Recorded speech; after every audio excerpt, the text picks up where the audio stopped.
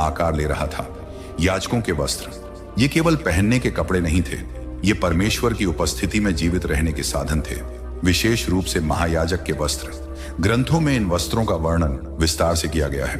ये प्रतीक मात्र नहीं थे, ये आध्यात्मिक सुरक्षा के उपकरण थे, क्योंकि सबसे पवित्र स्थान में प्रवेश करना कोई सामान्य धार्मिक क्रिया नहीं थी।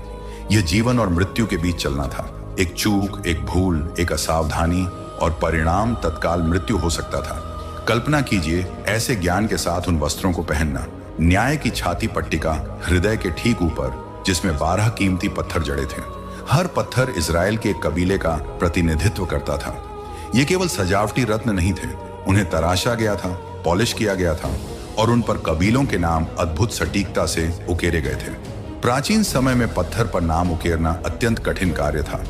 इसके लिए अपघर्षक चूर्ण, हाथ से चलने वाली ड्रिल, अपार धैर्य और असाधारण कौशल की आवश्यकता होती थी। और यह सब रेगिस्तान के बीच। यह छाती पट्टिका शुद्ध सोने की जंजीरों से जुड़ी होती थी, जो महायाजक के कंधों से बंधी रहती थी। इसका वजन वास्तविक था, लेकिन इसका प्रतीकात्मक भार कहीं अधिक। जब महायाजक परमेश्वर के सामने प्रवेश करता था, तो वह पूरे राष्ट्र को अपने हृदय पर लेकर चलता था। फिर आता था नीला चोगा, जिसके किनारों पर कपड़े के अनार और सोने की घंटियां लगी होती थीं। ग्रंथ स्पष्ट कहते हैं कि जब वह पवित्र स्थान में प्रवेश करे तो घंटियों की आवाज सुनाई देनी चाहिए, ताकि वह जीवित रहे। घंटियां जीवन का संकेत थीं। जब तक आवाज आती रहती थी, बाहर खड़े लोग जानते थे वह अभी जीवित है। मौन का अर्थ भय था। हालांकि ग्रंथ इसकी सीधी पुष्टि नहीं करते, लेकिन कई प्राचीन विद्वान मानते हैं कि महायाजक की कमर से एक रस्सी बंधी होती थी। यदि वह भीतर मर जाता तो कोई भी अंदर जाने का साहस नहीं कर सकता था। उसे बाहर खींचकर निकाला जाता। यह केवल एक संभावना नहीं थी, यह एक वास्तविक भय था। महायाजक की पगड़ी पर शुद्ध सोने की एक पट्टी होती थी, जिस पर खुदा होता था, परमेश्वर के लिए पवित्र। यह कोई सजावटी वाक्य नहीं था, यह एक चेतावनी थी।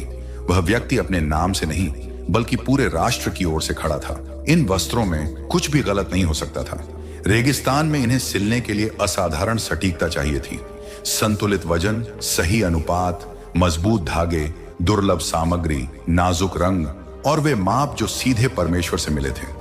ये वस्त्र वास्तव में जीवन और मृत्यु के बीच की एक सीमा थे, और कारीगरों ने वह सब कुछ पूरा कर लिया था जो उस पवित्र स्थान को जीवित बनाने के लिए आवश्यक था।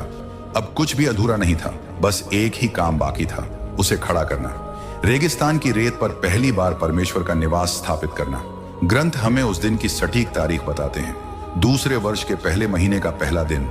लाल सागर पार करने के लगभग 1 वर्ष बाद मूसा को परमेश्वर का अंतिम आदेश मिला।